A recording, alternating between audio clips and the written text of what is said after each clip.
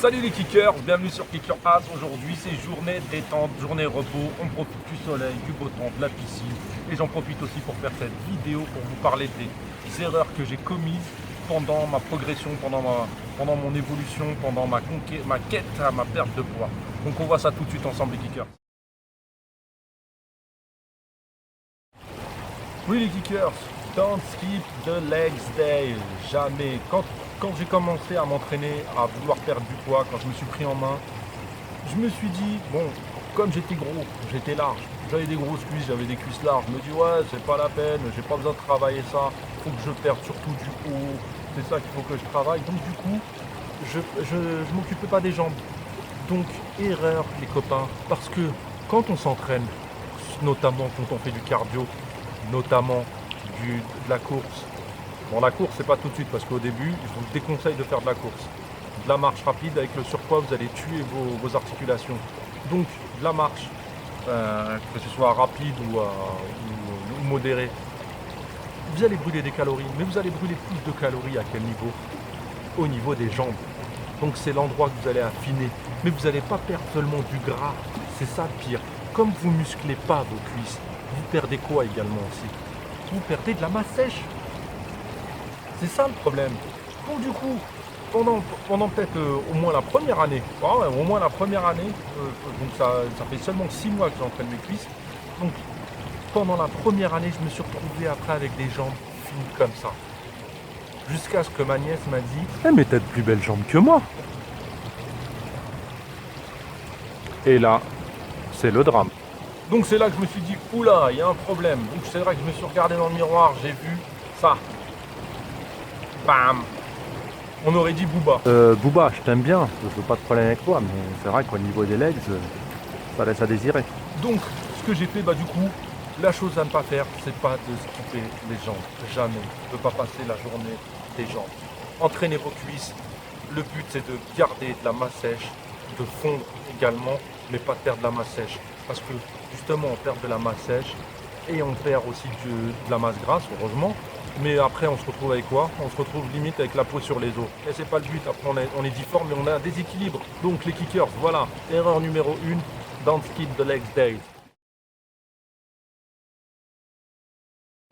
Évitez de sauter les repas les kickers, c'est pas la meilleure idée que j'ai eue pendant mon évolution, croyez-moi. C'est la pire même. Pourquoi? Pour plusieurs raisons. Je sortais de l'entraînement, je venais directement à la piscine sans prendre de repas, me disant ouais c'est pas grave, de toute façon j'ai de la réserve, j'ai du stock, il va les pomper. Non, je savais pas à cette époque-là ce qu'était la récupération. Erreur. Donc c'est vrai que ça marche. J'ai fondu comme neige au soleil. Je vous jure. En 2 mois, j'avais perdu 12 kilos en 2 mois. Mais après, j'étais retourné en France. Donc là du coup je m'entraînais moins. Je continue à manger normalement. Donc une mauvaise année. Pas vraiment mauvaise, je faisais quand même gaffe, mais je mangeais normalement. Donc du coup, avec 3-4 repas par jour, qu'est-ce qu'il a fait mon corps? Il s'est vengé. Il a tout stocké, il s'est dit ah ouais, tu m'as rien donné pendant tout ce temps-là, et ben mon copain, et je vais tout garder pour moi. Donc voilà l'erreur les copains, faut y aller progressivement. Et en plus, le repas, là, faut profiter d'après l'entraînement de la fenêtre métabolique. Profitez de ça, prendre un bon repas, surtout après l'entraînement. C'est ce qui aide à la récupération. Donc, évitez de sauter les repas. Évitez, c'est vraiment une erreur que j'ai commise, la plus grosse, je crois. Et ouais les kickers, finissez la session par le cardio, ne commencez pas par celui-ci. Pourquoi? Pour la simple et bonne raison que si par exemple vous entraînez le matin, vous prenez votre petit déjeuner, vous allez à la salle. Vous allez à la salle, vous faites votre cardio. Pendant les 40 premières minutes, 40-45 premières minutes, vous brûlez quoi? C'est quoi que vous allez brûler? Eh bien ce que vous avez mangé au petit-déj. C'est tout. Donc ça sert à quoi? Vous êtes là pourquoi? Pour perdre du gras ou pour perdre ce que vous avez mangé? Et ensuite, après, vous allez faire quoi? Quand vous allez passer à la musculation, vous allez avoir besoin d'énergie pour pousser tout le poids, toute la fonte. vous allez avoir besoin de cette énergie-là. Et vous allez la chercher où? Eh ben vous allez la chercher dans vos muscles. Et c'est pas bon. Vous allez détruire votre muscle. Ça sert à rien. Donc, tandis que si vous commencez par la musculation, vous allez faire quoi? Vous allez utiliser votre petit déjeuner pour pousser justement cette fonte, pour pouvoir déchirer, pour recréer tous ces fils musculaires, pour pouvoir prendre un peu de muscle. Et ensuite, vous allez aller, vous faites la musculation pendant quoi, 40-45 minutes. Ensuite, vous allez au cardio. Là, vous allez faire votre petit footing, ou votre petit hit, ou votre petite marche rapide. Et là, vous allez attaquer quoi? La graisse. Eh ouais, les kickers. C'est une erreur que j'ai faite pendant plusieurs mois, ça. Je commençais par le cardio et j'ai vu la différence parce que j'ai perdu énormément de masse musculaire, de masse sèche. Et ça a été une grosse erreur aussi dans mon évolution. Donc les kickers. Après, il y a une autre solution. Si vous voulez vraiment commencer par le cardio, dans ces cas-là, faites-le le matin à jeun.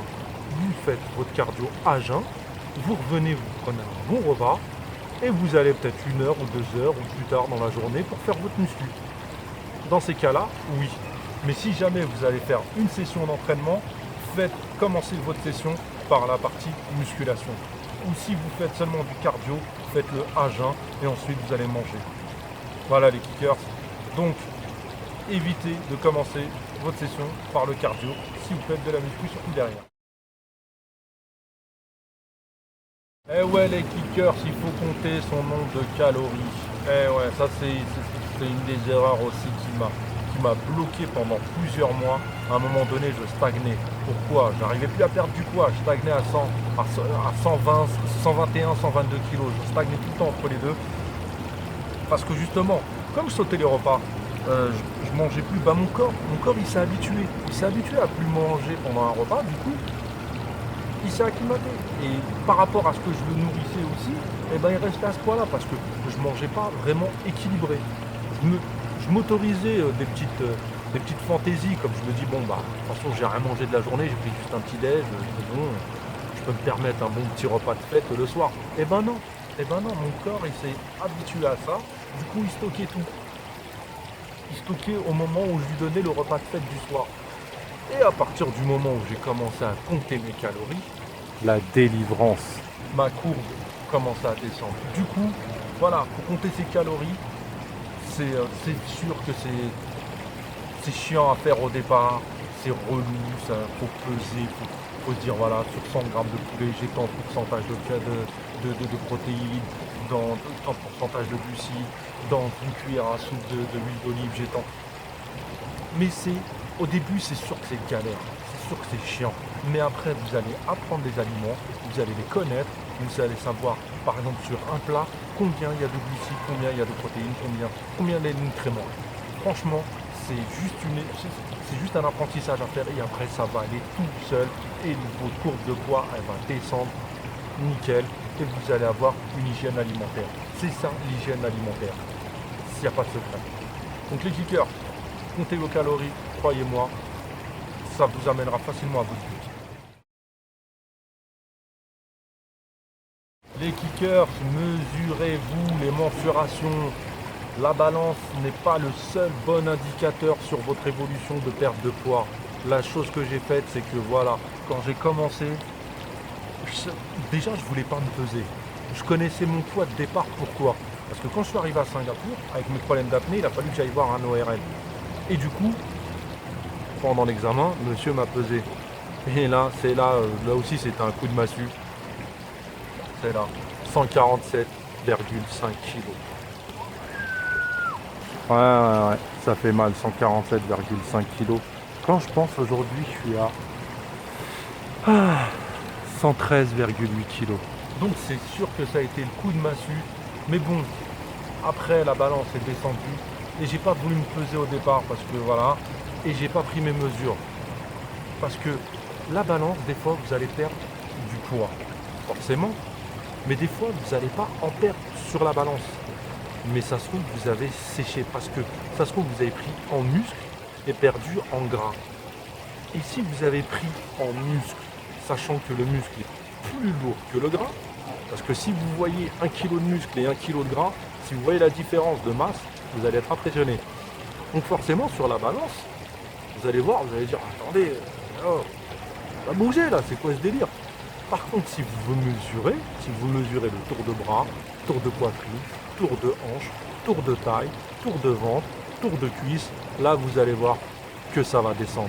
Mais croyez-moi, les mesures, les copains, quand vous allez voir, par exemple, si vous vous pesez, vous voyez qu'il n'y a pas d'évolution, vous vous entraînez, vous avez une hygiène alimentaire correcte et tout ça, et que vous voyez qu'il n'y a pas d'évolution sur votre balance, mesurez-vous. Mesurez-vous tous les 15 jours.